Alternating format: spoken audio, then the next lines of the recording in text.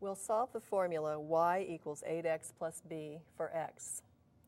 Now, to solve for x means that we want x alone on one side, and the first step in doing that is to get the x term alone on one side, and I can do that by subtracting b on both sides. So let's just write this formula down to begin with.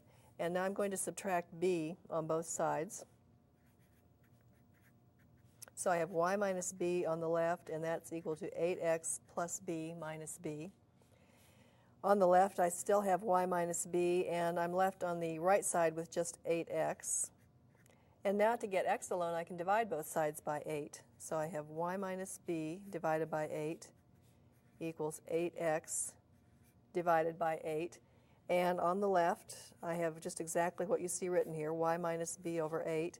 And 8x divided by 8 is x. So we know that x is equal to y minus b over 8.